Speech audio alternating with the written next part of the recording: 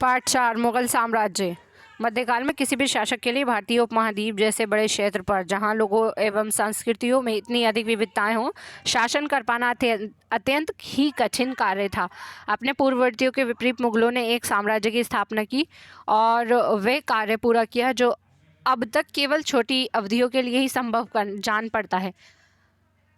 16वीं सदी के उत्तरार्ध से इन्होंने दिल्ली और आगरा के अपने राज्य का विस्तार शुरू किया और 17वीं शताब्दी में लगभग संपूर्ण महाद्वीप पर अधिकार प्राप्त कर लिया। उन्होंने प्रशासन के ढांचे तथा शासन संबंधी जो विचार किए वे उनके राज्य के पतन के बाद भी टिके रहे। ये एक ऐसी राजनीतिक धरोहर थी जिसके प्रभाव से उपमहाद्वीप में उनके पश्चात आने वाले शासक अपने को अछूता न रख सके। आज भारत के प्रधानमंत्री स्वतंत्रता दिवस पर मुगल शासकों के निवास स्थान दिल्ली के लाल किले की प्राचीर से राष्ट्र को संबोधित करते हैं। चित्र 1 लाल किला। मुगल कौन थे? मुगल दो महान शासक वंशों के वंशज थे। माता की ओर से वे मंगोल शासक चंगेज खान, जो चीन और मध्य एशिया के कुछ भागों पर राज करता था, के उत्तराधिकारी थे। पिता की ओर से वे ईरान, इराक एवं वर्तमान तुर्की के शासक तैमूर, जिसकी मृत्यु 1414 में हुई, के वंशज थे। परंतु मुगल अपने को मुगल या मंगोल कहलवाना पसंद नहीं करते थे। ऐसा इसलिए था क्योंकि चंगेज खान से जुड़ी स्मृतियाँ सैकड़ों व्यक्तियों के नरसंहार से संबंधित थी। यही स्मृतियाँ मुगलों के प्रतियोगियों उज़्बेकों से भी संबंधित थी। दूसरी तरफ मुगल तैमूर के वंशज होने पर गर्व का अनुभव करते थे, ज़्यादा इसीलिए क्योंकि उनके इस महान पूर्वज ने 1398 में दिल्ली पर कब्जा कर लिया था। चित्र 2 तैमूर उसके उत्तराधिकारों मुगल सम्राटों का एक लघु क्षेत्र 1702 से 1712। मध्य में तैमूर है और दाहिनी ओर उसका पुत्र मिरन शाह, जो प्रथम मुगल सम्राट बाबर का लकड़दादा था, और उसके बाद अबू सैद बाबर के दादा तैमूर की बाईं ओर सुल्तान मोहम्मद मिर्ज़ा बाबर के परदादा और उमर शेख बाबर के पिता हैं। तैमूर की दाहिनी और तीसरी, चौथे और पांचवी व्यक्ति मुगल सम्राट बाबर, अकबर और शाहजहां हैं, और उसकी दाईं ओर उसी क्रम में हुमायूं और जहांगीर और औरंगजेब हैं। क्या ये चित्र दिखाता है कि मुगल राजत्व का दावा जन्मसिद्ध अधिकार के रूप में करते हैं? उन्होंने अपनी वंशावली का प्रदर्शन चित्र बनाकर किया। प्रत्येक मुगल शासक ने तैमूर के साथ अपना चित्र बनवाया। चित्र 1 को देखिए, जो तैमूर और मुगल के समूह में तस्वीर प्रस्तुत करता है। मुगल सैन्य अभियान। प्रथम मुगल शासक बाबर 1526 से 1530 ने जब 1494 में फरगाना राज्य का उत्तराधिकारी प्राप्त किया तो उसकी उम्र केवल 12 वर्ष की थी। मंगोलों की दूसरी शाखा उज़्बेकों के आक्रमण के कारण उसे अपनी पैतृक गद्दी छोड़नी पड़ी। अनेक वर्षों तक भटकने के बाद उसने 1504 में काबुल पर कब्जा कर लिया। उसने 1526 में दिल्ली के सुल्तान इब्राहिम लोदी को पानीपत में हराया और दिल्ली और आगरा को अपने कब्जे में कर लिया। चित्र 3 मुगल फौज अभियान पर। तालिका 1 में मुगलों के प्रमुख सैन्य अभियानों को दिखाया गया है, उसे ध्यान से पढ़िए। क्या आप इस लंबे घटनाक्रम में कोई पुनरावृत्ति ढूंढ सकते हैं? उदाहरण के लिए आप ये गौर करेंगे कि अफगान मुगल सत्ता के लिए तात्कालिक खतरा थे। मुगलों और अहोम अध्याय 7, सिखों अध्याय 8 और 10 एवं मेवाड़ और मारवाड़ अध्याय 9 के संबंध पर भी गौर करें। सफाविद ईरान से अकबर और हुमायूं से संबंधों में क्या अंतर था? क्या औरंगजेब के शासनकाल में गोलकुंडा और बीजपुर के अधिग्रहण से दक्कन में युद्ध का अंत हो पाया? युद्ध में प्रयोग होने वाले बारूद की तकनीक भारत में 14वीं शताब्दी में लाई गई। आग्नेयास्त्रों के लिए इसका प्रयोग सबसे पहले गुजरात, मालवा और दक्कन जैसे प्रदेशों में हुआ। ये एक आरंभिक 16वीं सदी में बाबर द्वारा इसका प्रयोग किया गया था। चित्र 4 16वीं सदी के युद्ध में तोप और गोलाबारी की पहली बार इस्तेमाल हुआ। बाबर ने इनका पानीपत की पहली लड़ाई में प्रभावी ढंग से प्रयोग किया।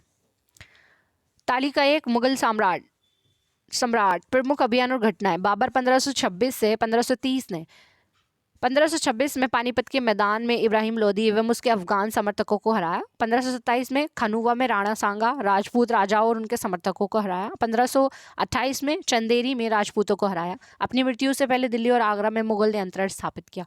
हुमायूं 1530 से 1540 एवं 1555 से 1556।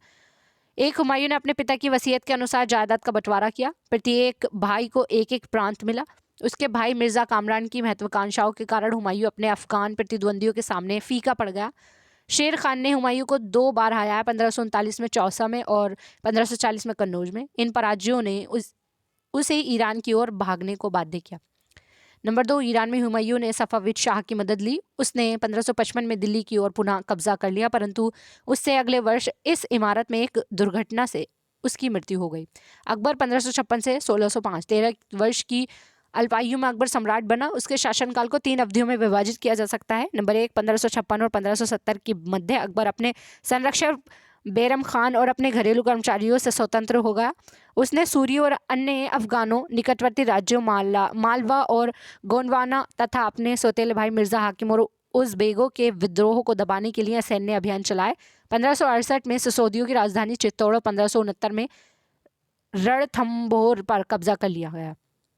नंबर 2, 1570 और 1585 के मध्य गुजरात के विरुद्ध सैनिक अभियान हुए। इन अभियानों के पश्चात उसने पूर्व में बिहार, बंगाल और उड़ीसा में अभियान चलाए, जिन्हें 1589 से 80 में मिर्जा हाकिम के पक्ष में हुए विद्रोह ने और जटिल कर दिया। नंबर 3, 1585 से 1605 के मध्य अकबर के साम्राज्य का विस्तार हुआ। उत्तर पश्चिम में अभियान चलाए गए, सफाविदों को हराकर कांधार पर कब्जा किया गया और कश्मीर को भी जोड़ लिया गया। मिर्जा हाकिम की मृत्यु के पश्चात काबुल को भी उसने अपने राज्य में मिला लिया। दक्कन में अभियानों की शुरुआत हुई और बरार खानदेश और अहमदनगर के कुछ हिस्सों को भी उसने अपने राज्य में मिला लिया। अपने शासन के अंतिम वर्षों के अकबर की सत्ता राजकुमार सलीम के विद्रोह के कारण लड़खड़ाई। यही सलीम आगे चलकर सम्राट जहांगीर कहलाया।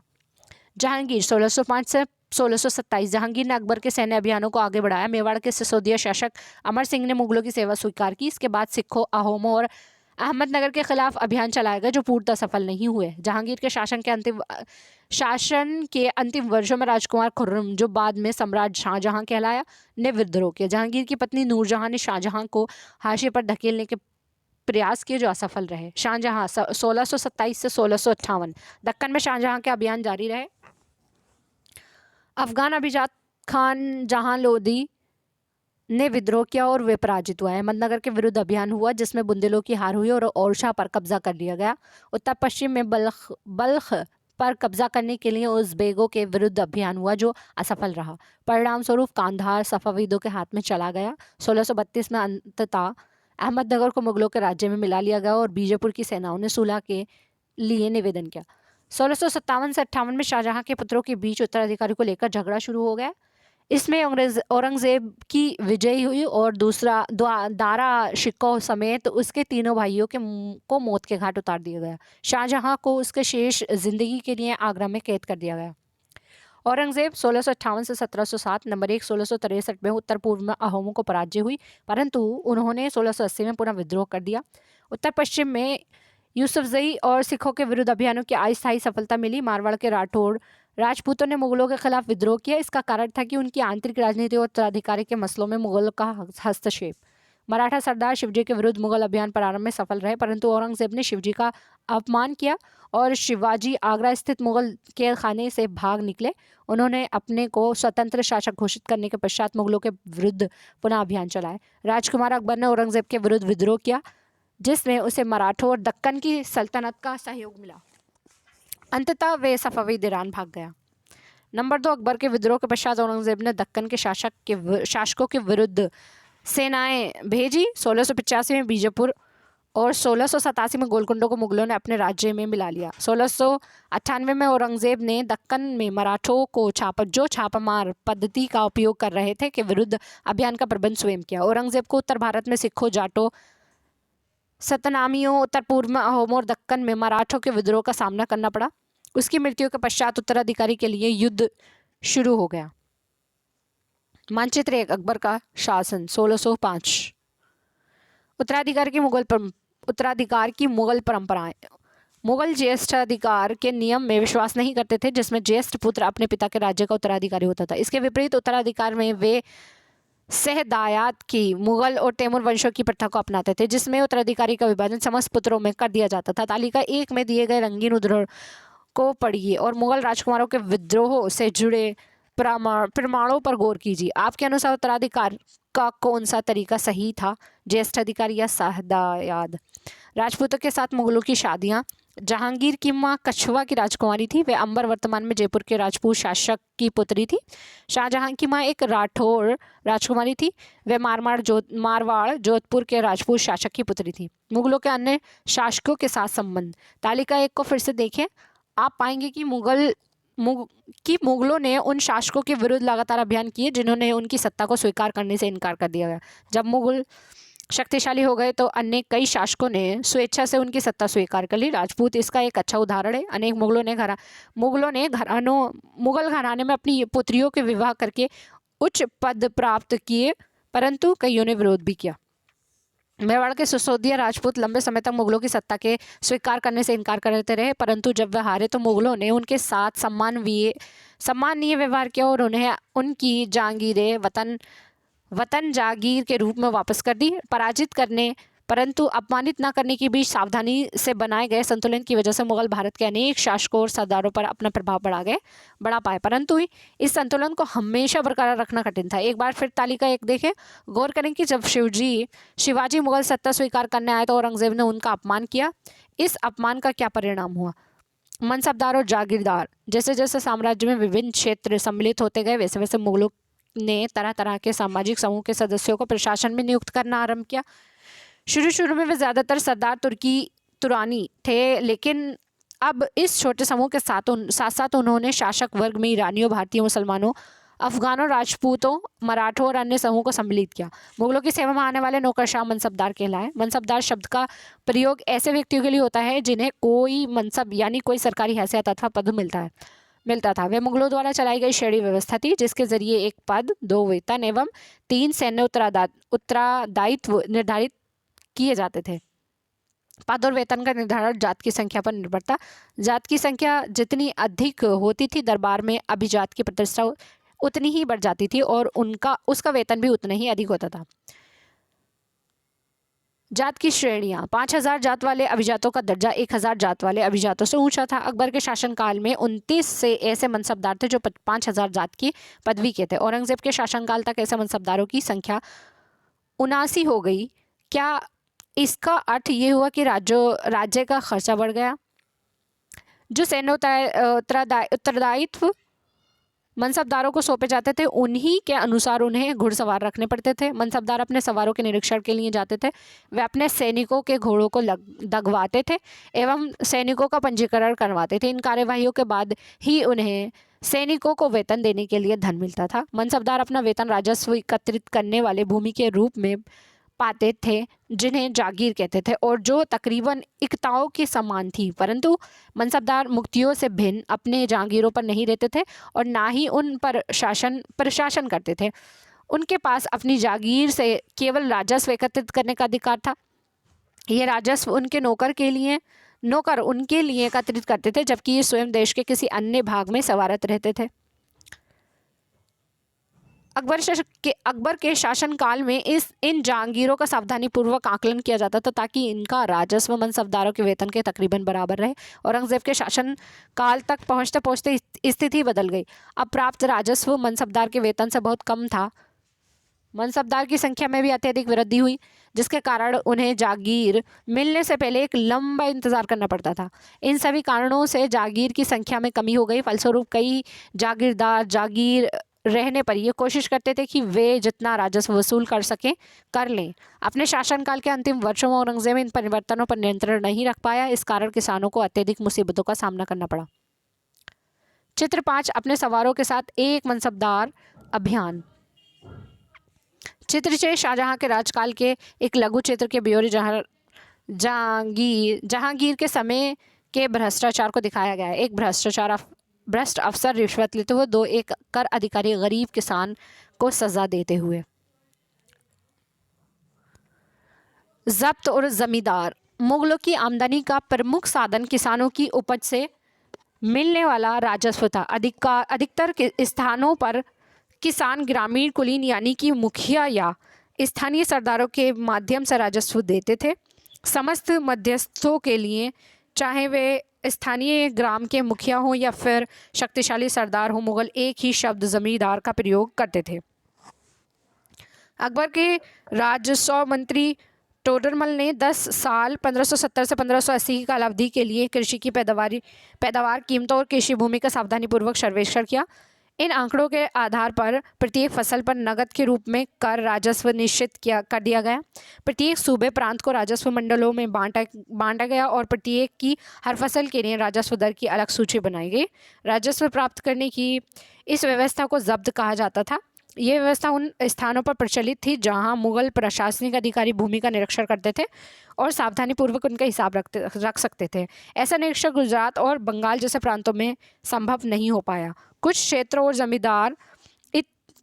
में जमींदार इतने शक्तिशाली थे कि मुगल प्रशासकों द्वारा शोषण किए जाने की स्थिति में वे विद्रोह कर सकते थे। कभी कभी एक ही जाति के जमींदार और किसान मुगल सत्ता के खिलाफ मिलकर विद्रोह कर देते थे। 17वीं शताब्दी के आखिर में ऐसे किसान विद्रोह ने मुगल साम्राज्य के स्थायित्व को चुनौती दी।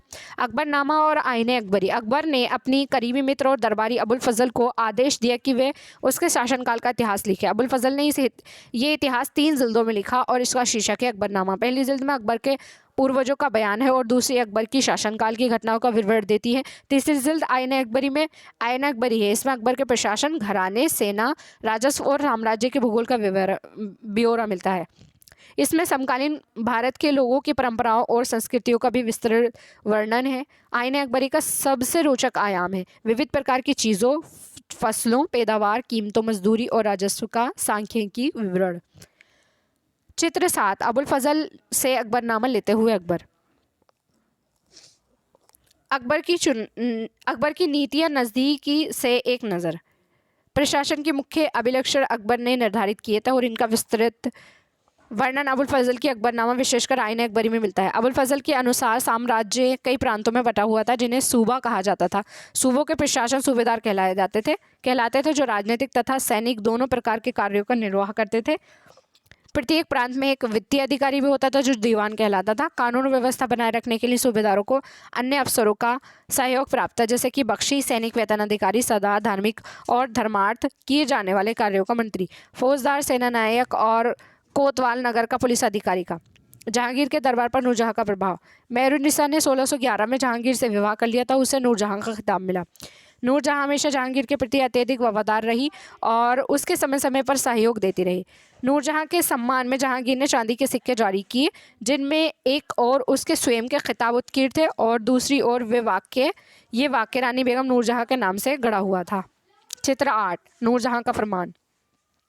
बाईं ओर दिया गया दस्तावेज नूरजहां द्वारा जारी किए गए आदेश फरमान है। चौकोर मोहर बताती है कि उदात्त और महान महारानी नूरजहां पादशाह बेगम का आदेश। गोल मोहर के अनुसार शाहजहां के प्रताप से महारानी चंद्रमा जैसी वैभवशाली बन गई। हम कामना करते हैं कि नूरजहां पादशाह इस युग की सर्वोत्तम महिला बने।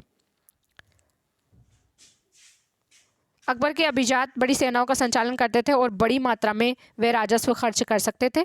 जब तक कि वे वफादार रहे साम्राज्य का कार्य सफलतापूर्वक चलता रहा, परंतु 17वीं सदी के अंत तक कई अभिजातों ने अपने स्वतंत्र ताने बाने बुन लिए थे। साम्राज्य के प्रति उनकी वफादारी उनके निजी हितों के कारण कमजोर पड़ गई थी। मतान्धता ऐसी व्याख्या या कथन जिसके अधिकार पूर्ण कहकर यह आशा की जाए कि उस पर बिना कोई प्रश्न उठाए उसे स्वीकार कर लिया जाएगा। 1570 में अकबर जब फतेहपुर सीकरी में थे तो उसने उलेमा, ब्राह्मणों, जेसुइट पादरियों जो रोमन कैथोलिक थे और जरदुश्त धर्म के अनुयायियों के साथ धर्म के मामलों पर चर्चा शुरू की। ये चर्चाएं इबादत खाना में हुई। अकबर की रुचि विभिन्न व्यक्तियों के धर्मों और रीति रिवाजों में हुई थी। इस विचार विमर्श से अकबर की समझ बन सकी जो विद्वान धार्मिक रीति और मतदानता पर बल देते हैं वह अक्सर कट्टर होते हैं। उनकी शिक्षाएं प्रजा के बीच विभाजन और असमंजस्य पैदा करती हैं। यह अनुभव अकबर को सुलह कुल या सर्वत्र शांति के विचार की ओर ले गए। सहिष्णुता की ये धारणा विभिन्न धर्मों के अनुयायियों में अंतर नहीं करती थी, अपितु इसका केंद्र बिंदु थी नीतिशास्त्र की एक व्यवस्था जो सर्वत्र लागू की जा सकती थी और जिसमें केवल सच्चाई, न्याय और शांति पर बल था। अबुल फजल ने सुलह कुल के इस विचार पर आधारित शासन दृष्टि बनाने में अकबर की मदद की। शासन के इस सिद्धांत को जहांगीर और शाहजहां ने भी अपनाया। चित्र 9। इबादत खाने में अकबर विभिन्न धर्मों के विद्वान के साथ चर्चा करते हुए। इस चित्र में क्या आप जसुइट पादरी को पहचान सकते हैं? अकबर ने कई सांस्कृतिक ग्रंथों के फारसी में अनुवाद कार्यों को संपन्न कराया। इस उद्देश्य हेतु उन्होंने फतेहपुर सीकरी में एक मकतब खाना या अनुवाद ब्यूरो की स्थापना भी की। महाभारत, रामायण, लीलावती और योग वशिष्ठ जैसे कुछ उल्लेखनीय संस्कृत ग्रंथों को अनुवाद कार्य के लिए चुना गया। रजमनामा, जो महाभारत का फारसी अनुवाद है, में महाभारत की घटनाओं का विस्तृत चित्रांकन है। सुलेह कुला सुलेह कुल अकबर की एक सुलेह कुल की नीति का उनके पुत्र जहांगीर ने इस प्रकार वर्णन किया है। ईश्वरीय अनुकंपा के विस्तृत आंचल में सभी वर्गों और सभी धर्मों के अनुयायियों की एक जगह है। इसलिए उसके विशाल साम्राज्य में, जिसकी चारों ओर की सीमाएं केवल समुद्र से ही निर्धारित होती हैं, विरोधी धर्मों के अनुयायियों और तरह तरह के अच्छे बुरे विचारों के लिए जगह थी। यहाँ असहिष्णुता का मार्ग बंद था। यहाँ सुन्नी और शिया एक ही मस्जिद में इकट्ठे होते थे और ईसाई और यहूदी एक ही गिरजे में प्रार्थना करते थे। उसने सुसंगत तरीके से सार्विक शांति सुलेह कुल के सिद्धांत का पालन किया। 17वीं शताब्दी में और उसके पश्चात मुगल साम्राज्य की प्रशासनिक और सैनिक कुशलता के फलस्वरूप आर्थिक और वाणिज्यिक समृद्धि में वृद्धि हुई। विदेशी यात्रियों ने इसे वैसा धनी देश बताया जैसा कि किस्से कहानियों में वर्णित होता रहा है, परंतु यही यात्री इसी प्रचुरता के साथ मिलने वाली दरिद्रता को देखकर विस्मित रह गए। सामाजिक असमानताएं साफ दिखाई पड़ती है। शाहजहां के शासनकाल के 20वें वर्ष के दस्तावेजों से हमें पता चलता है कि ऐसे मनसबदार जिनको उच्चतम पद प्राप्त था, कुल 8000 में से 445 ही थे। कुल मनसबदारों की एक छोटी संख्या 5.6% को ही साम्राज्य के अनुमानित राजस्व का 61.5% स्वयं उनके सवारों के वेतन के रूप में दिया जाता था। मुगल सम्राट और उनके मनसबदार अपनी आय का बहुत बड़ा भाग वेतन और वस्तुओं पर लगा देते थे। इस खर्चे में शिल्पकारों और किसानों को लाभ होता था, चूंकि वे वस्तुएं और फसल की पूर्ति करते थे, परंतु राजस्व का भार इतना था कि प्राथमिक उत्पादकों, किसानों और शिल्पकारों के पास निवेश के लिए बहुत कम धन बचता था। इनमें से जो बहुत गरीब थे, मुश्किल से ही पेट भर पाते थे। वे उत्पादन शक्ति बढ़ाने के लिए अतिरिक्त संसाधन में औजारों और अन्य वस्तुओं में निवेश करने की बात सोच भी नहीं सकते थे। ऐसी अर्थव्यवस्था में ज़्यादा धनी किसान, शिल्पकारों के समूह, व्यापारी और महाजन ज़्यादा लाभ उठाते थे। मुगलों के कुलीन वर्ग के हाथों में बहुत धन और संसाधन थे, जिनके कारण 17वीं सदी के अंतिम वर्षों में वे अत्यधिक शक्तिशाली हो गए। जैसे जैसे मुगल सम्राट की सत्ता पतन की ओर बढ़ती गई, वैसे वैसे विभिन्न क्षेत्रों में सम्राट के सेवक स्वयं ही सत्ता के शक्तिशाली केंद्र बनने लगे। इसमें से कुछ ने नए वंश स्थापित किए और हैदराबाद एवं अवध जैसे प्रांतों में अपना नियंत्रण जमाया। यद्यपि वे दिल्ली के मुगल सम्राटों को स्वामी के रूप में मान्यता देते रहे, तथापि 18वीं शताब्दी तथा साम्राज्य के कई प्रांत अपनी स्वतंत्र राजनीतिक पहचान बना चुके थे। इनके बारे में हम 10वें अध्याय में विस्तार से चर्चा करेंगे। राजा और रानियाँ। 16वीं सदी में मुगल और लगभग समकालीन संसार के विभिन्न भागों में भी कई महान राजा रानियाँ थे। इनमें ऑटोमन तुर्की के सुल्तान सुलेमान 1520 से 1566 शामिल थे। इसके राज में ऑटोमन राज्य का विस्तार यूरोप की ओर हुआ। उसने हंगरी को अपने राज्य के साथ मिला लिया और ऑस्ट्रिया को घेर लिया। उसकी फौजों ने बगदाद और इराक भी हथिया लिया। मोरक्को तक उत्तरी अफ्रीका का बहुत सा हिस्सा ऑटोमन सत्ता को मानता था। सुलेमान ने ऑटोमन नौसेना का पुनर्गठन किया। पूर्वी भूमध्य सागर के इलाकों पर इस नौसेना के प्रभुत्व की वजह से स्पेन के साथ उसकी प्रतिस्पर्धा हुई। अरब सागर में इस नौसेना ने पुर्तगालियों को चुनौती दी। सम्राट को कानूनी विधि निर्माता का खिताब दिया गया, क्योंकि उसके शासनकाल में बड़ी संख्या में नियम कानून बनाए गए थे। इन नियमों का लक्ष्य ये था कि बढ़ते हुए साम्राज्य के विभिन्न क्षेत्रों को ध्यान में रखते हुए प्रशासनिक तरीकों का मानकीकरण हो, ताकि किसानों को बेगार और भारी करों से बचाया जा सके। आगे चलकर 17वीं शताब्दी में ऑटोमन क्षेत्रों में जब सार्वजनिक व्यवस्था का पतन हुआ, तो सुलेमान कानूनी के काल को आदर्श शासन काल के रूप में याद किया जाने लगा। अकबर के अन्य समकालीन शासकों के बारे में पता लगा। इंग्लैंड की शासक रानी एलिजाबेथ 1558 से 1603, ईरान का सफावी शासक शाह अब्बास 1588 से 1629 और इनसे कहीं ज़्यादा विवादास्पद रूसी शासक ज़ार इवान चतुर्थ बेसिलिएविच 1530 से 1584, जो इवान दी टेरेबल नाम से कुख्यात है। बीज शब्द। मुगल मनसब, जागीरदार, जात, सवार, सुलह कुल, जयस्त्र अधिकार, सहदायाद, जब्त जमींदार।